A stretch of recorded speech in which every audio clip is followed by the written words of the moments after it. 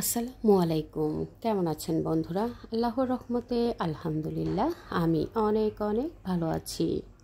বন্ধুরা, আজ ভীষণ লোভনীয় স্বাদের আচার তৈরি করে দেখাবো। আজ তৈরি করে দেখাবো কাঁচা আমের ঝুরি আচার। খুব সহজ পদ্ধতিতে তেল ছাড়া, রোদে শুকানোর ঝামেলা ছাড়া সহজেই এই আচারটা আমি তৈরি করব এবং সারা বছর জুড়ে টেবিলে রেখে কিভাবে সংরক্ষণ করা যায় সম্পূর্ণ রেসিপিটাই A to Z আপনাদের সাথে শেয়ার করব। আশা করছি সঙ্গেই থাকবেন, পুরো রেসিপিটা দেখে সুন্দর সুন্দর কমেন্টস করে সাপোর্ট করবেন। বন্ধুরা চলুন, খুব সহজেই আমি কিভাবে এই কাঁচা আম দিয়ে তেল ছাড়া ঝুরি আচারটা তৈরি করি। কাঁচা আমের ঝুরি আচারটা তৈরি করার জন্য আমি এখানে কিছু আম নিয়েছি। আমি প্রায় 1.5 কেজির মতো আম নিয়েছি। আমটাকে ভালোভাবে খোসাসহ ভালোভাবে ধুয়ে পরিষ্কার করে খোসাটা ছাড়িয়ে নিয়েছি। এভাবে খোসাটা ছাড়িয়ে নিয়ে এরপর আমি বটি দিয়ে কুচি কুচি করে আমটাকে কেটে নেব।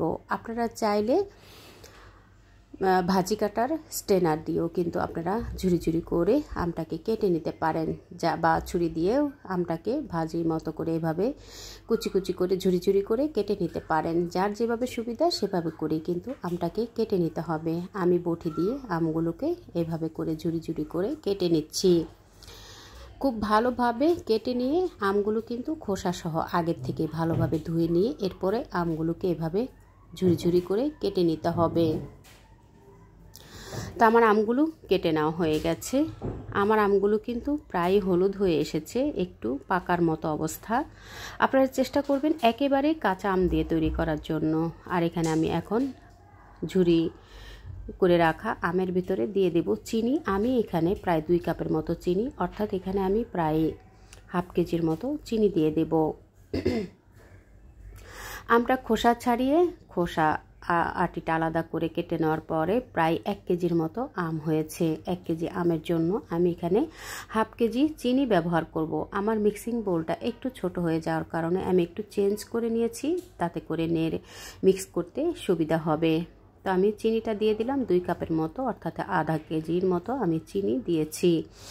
চিনিটা দিয়ে খুব ভালোভাবে একটা হ্যান্ড হুইস্ক দিয়ে ভালোভাবে মিশিয়ে নিচ্ছি। এখন আমি দিয়ে দেব সিরকা। আমি এখানে প্রায় 1 কাপের মতো সিরকা দিয়ে দেব। এই সিরকাটা দেওয়ার কারণেই কিন্তু রোদে দিতে হবে না এবং টেবিলে রেখে সারা বছর আমের ঝুরি আচারটা আপনারা সার্ভ করতে পারবেন। স্বাদ মতো কিছুটা লবণ দিয়ে দিলাম, দিয়ে এখন আমের সাথে ভালোভাবে মিশিয়ে নেব। মিশিয়ে নেওয়ার পরে আমি এটা রেস্টে রেখে দেব ঢাকনা দিয়ে ঢেকে 1 ঘন্টার মতো। ঢাকনা দিয়ে ঢেকে 1 ঘন্টার মতো রেস্টে রেখে দিয়ে পরবর্তীতে আমটাকে আমি আচার তৈরি করার জন্য এখানে আমি 5 ফোড়ন রেডি করে নেব। তো চুলায় একটা প্যান বসিয়ে দিলাম, কয়েকটা শুকনো মরিচ শুকনো তাওয়ায় আমি একটু টেলে নেব। বন্ধুরা, আমি এখানে কাশ্মীরি শুকনো মরিচটা নিয়েছি। আপনারা যদি খুব বেশি ঝাল পছন্দ করেন সেক্ষেত্রে আপনারা দেশি মরিচটাও এখানে ব্যবহার করতে পারেন। তো আমি এই শুকনো মরিচগুলোকে একটু শুকনো তাওয়ায় টেলে নিয়ে এরপর আমি আচারে 5 ফোড়ন দিয়ে দেব। সাথে খুব বেশি ভাজবো না, মরিচটাকে আগে ভালোভাবে একটু ভেজে নেওয়ার পরে আমি এখানে 2 টেবিল চামচের মতো 5 ফোড়ন দিয়ে দিলাম। আমি প্যাকেটের 5 মশলাটাই এখানে 5 ফোড়নটাই এখানে ব্যবহার করেছি। তো 5 ফোড়নটা দিয়ে চুলার একেবারে লোতে রেখে একটু মুচমুচে করে জাস্ট একটু ফ্লেভার আসা পর্যন্ত ভেজে নেব। খুব বেশি ভাজলে কিন্তু আচারে 5 ফোড়নটা খুব বেশি ভাজলে তেতো হয়ে যাবে, যার কারণে জাস্ট একটু ফ্লেভার আসা পর্যন্ত চুলার আঁচ একেবারে লোতে রেখে একটু মুচমুচে করে ভেজে নিয়ে এরপর আমি ভেঙে গুঁড়ো করে নেব। আমি শিলপাটায় বেটে আধা ভাঙা করে গুঁড়ো করে 5 ফোড়নটা ব্যবহার করব। তো বন্ধুরা, এই ফাঁকে আমার 1 ঘন্টা পরে এখন আমি ঝুরি আচারটাকে একটু দেখব। চিনিটা কিন্তু সুন্দরভাবে গলে গেছে, দেখুন চিনিটা সুন্দরভাবেই কিন্তু গলে গেছে। আর আমার আমটা একটু পেকে গেছে। আপনারা চেষ্টা করবেন একটু কাঁচা আম দিয়ে তৈরি করার জন্য। আমি কাটার পরে দেখেছি আমগুলো হলুদ হয়ে গেছে, তো আপনারা একটু কাঁচা আম দিয়ে করার চেষ্টা করবেন। এখন আমি চুলায় একটা প্যান বসিয়ে সরাসরি চিনি মাখা আমের ঝুরিটা দিয়ে চুলায় বসিয়ে দিয়েছি। হাই হিটে করে জাল করে নেব। হাই হিটে করে কিছুক্ষণ জাল করার পরে বলক উঠে গেলে এরপর আমি এখানে সরিষা বাটা দিয়ে দেব। আমি সরিষাটাকে আগেই খুব ভালোভাবে ধুয়ে পরিষ্কার করে সিরকা দিয়ে বেটে নিয়েছি। আমি সেখান থেকে 1 টেবিল চামচের মতো দিয়ে দিলাম, কালারের জন্য দিয়ে দিলাম হাফ চা চামচ হলুদের গুঁড়া, হাফ চা চামচ হলুদের গুঁড়া দিয়ে খুব ভালোভাবে নেড়ে মিক্স করে দেব। স্বাদের জন্য দিয়ে দিলাম বিট লবণ। আমি এখানে 1 চা চামচের মতো বিট লবণ ব্যবহার করেছি। টেস্টের জন্য বিট লবণটা দিয়ে দিলাম। আমি কিন্তু আগেই লবণ ব্যবহার করেছি। হাই হিটে জাল করে কিছুক্ষণ পরপর নেড়ে চেড়ে জাল করে নেব। অবশ্যই বন্ধুরা এই পর্যায়ে আসার পরে চুলাটা কিন্তু প্রথম থেকে শেষ অবধি হাই হিটেই রাখতে হবে। এখন আমি ফ্লেভারের জন্য দিয়ে দিলাম এখানে এলাচ। আমি 4-5টা এলাচ দিয়ে দিলাম। দারচিনি কয়েক টুকরো, 3-4 টুকরো দারচিনি দিয়ে দিলাম। দিয়ে কিছুক্ষণ খুব ভালোভাবে নেড়ে জাল করার পরে এরপর আমি আগে যে পাঁচফোড়ন গুঁড়ো করে রেখেছিলাম সেখান থেকে 1 টেবিল চামচ দিয়েছি। দিয়ে একটু নেড়ে চেড়ে মিক্স করে নেওয়ার পরে এরপর আমি আরও 1 টেবিল চামচ পাঁচফোড়নের গুঁড়ো দিয়ে দিলাম।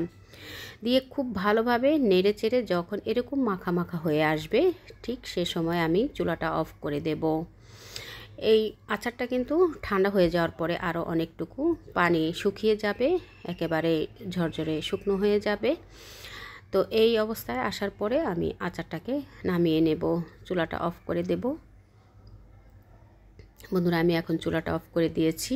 তো আমি একটা সার্ভিং ডিশে আপনাদেরকে তুলে দেখিয়ে দিচ্ছি আচারটা দেখতে কতটা লোভনীয় হয়েছে। আর এই আচারটা আপনারা টেবিলে রেখেই সারা বছর সংরক্ষণ করতে পারবেন। চাইলে আপনারা ফ্রিজে নর্মাল চেম্বারে রেখেও কিন্তু বছরের পর বছর আপনারা এই আচারটাকে সংরক্ষণ করে সার্ভ করতে পারেন। দেখলেন তো বন্ধুরা কত সহজে তৈরি হয়ে গেল তেল ছাড়া রোদে দেওয়ার ঝামেলা ছাড়া কাঁচা আমের ঝুরি আচার। দেখতে ভালো লাগার জন্য আমি এখন উপরে কিছু চিলি ফ্লেক্স দিয়ে দিচ্ছি।